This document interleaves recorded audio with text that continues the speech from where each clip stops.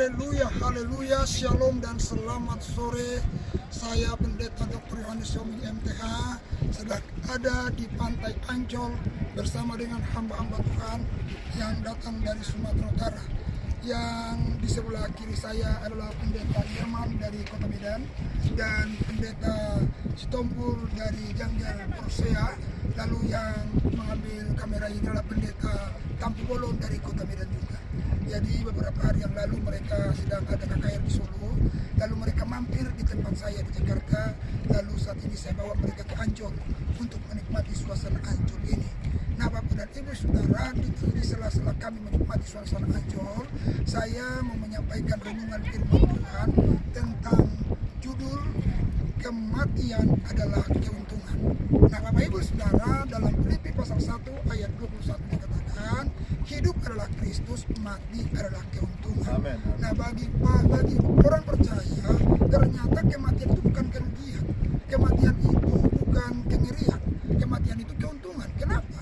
Karena Alkitab bilang melalui kematian itulah kita akan berjumpa muka dengan Yesus Kristus. Itu yang pertama yang saya temukan dalam Alkitab. Mari kita coba baca dalam 1 Tesalonika pasal 4 ayat yang ke-13 dan 14. Silakan Pak Irman.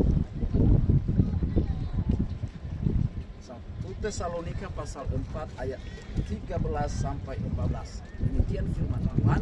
Selanjutnya kami tidak mau saudara-saudara bahwa kamu tidak mengetahui tentang mereka yang meninggal, supaya kamu jangan berduka cita seperti orang-orang lain yang tidak mempunyai pengharapan. Karena jikalau tidak percaya bahwa Yesus telah mati dan telah bangkit, maka kita percaya juga bahwa mereka yang meninggal dalam Yesus akan dikumpulkan Allah bersama-sama dengan Dia. Ya, itu yang dikatakan oleh Alkitab. Orang yang meninggal dalam Kristus akan dikumpulkan bersama-sama dengan Allah. Ini saya katakan yang pertama tadi bahwa kematian orang percaya itu dikumpulkan bersama-sama dengan Allah, berarti ketemu muka dengan muka. Nah oleh karena itu Bapak Ibu Saudara, apapun yang menjadi pengalaman, kesulitan, kesukaran yang sedang kau alami, jangan pernah tinggalkan Yesus. Karena hanya dalam Yesuslah ada keselamatan. Hanya dalam Yesuslah kita akan memperoleh jalan kehidupan. Jangan pernah tinggalkan Yesus. Alkitab sudah bilang, di kolong langit ini tidak ada nama yang setara dengan nama Yesus, yang olehnya kita selamat. Dan oleh karena itu, biarlah tetap kita percaya sama Yesus. Yang kedua, kenapa kematian itu bukan kerugian tapi keuntungan? Karena lewat kematianlah kita akan beristirahat dari segala jerih lelah kita. Mari kita akan baca dalam firman Tuhan Wahyu pasal Wahyu pasal yang ke-14 ayat 13. Ya, demikian bunyi firman Tuhan. Wahyu 14 ayat 13. Dan aku mendengar suara dari surga berkata, tuliskanlah, berbahagialah orang-orang mati yang mati dalam Tuhan sejak sekarang ini. Sungguh kata Roh, supaya mereka beroleh beristirahat dari jerih lelah mereka, karena segala perbuatan mereka menyertai mereka. Haleluya. Yang mati dalam Kristus, mereka beristirahat dari segala jerih lelah mereka.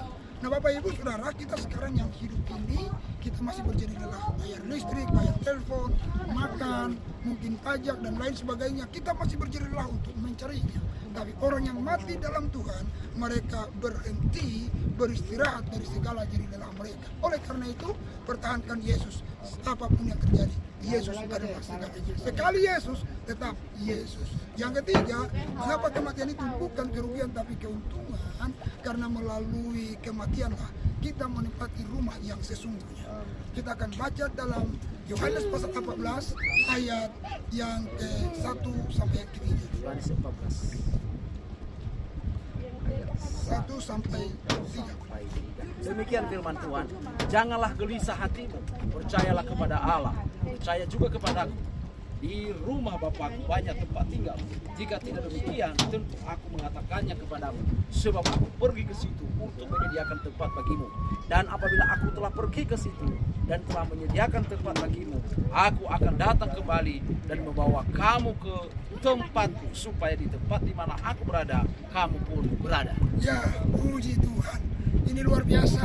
Ini satu-satunya Tuhan yang mengungkapkan supaya di mana aku berada, engkau ada di situ. Betapa bernilainya, berharganya kita di mata Tuhan. Jadi selama kita percaya sama Tuhan Yesus, lalu ketika kita meninggal, kita akan tempati rumah yang sesungguhnya. Bukan tangan kita yang membuatnya, tapi tangan Tuhan. Aku akan pergi ke sana untuk menyediakan tempat bagimu. Setelah aku selesaikan rumah itu, aku akan datang kembali dan menjemput kamu, supaya di mana aku berada, engkau ada di situ. Luar biasa. Siapa kita, manusia berdosa, tetapi dalam hal itu pun kita akan tetap, kita bersyukur, kita akan diberikan Tuhan kepada kita tempat yang sesungguhnya, yaitu rumah yang tidak ada karat. Haleluya. Yang keempat, yang terakhir, bahwa mengapa kematian itu bukan kerugian tapi keuntungan, karena lewat kematianlah kita akan berpindah ke warganegaraan, dari warga negara yang penuh dengan penderitaan, kesusahan, air mata, tapi kepada suatu negeri yang tidak ada air mata, tidak ada laknat di situ. Kita akan baca dalam Wahyu pasal yang ke-21 ayat 1 dan seterusnya.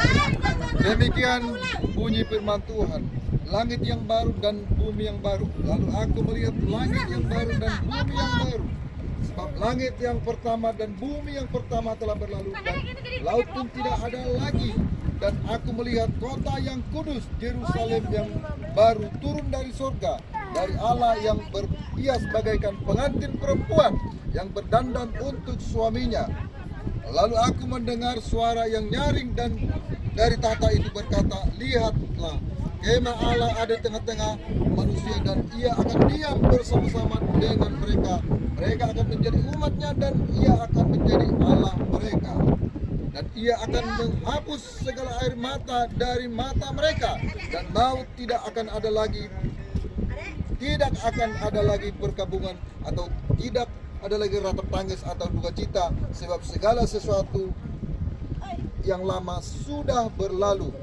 Haleluya.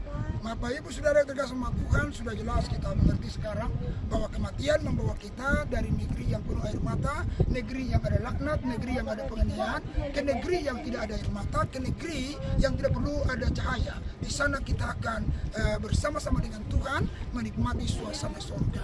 Kiranya Tuhan memberkati kita semua. Shalom, Tuhan Yesus memberkati. Amin.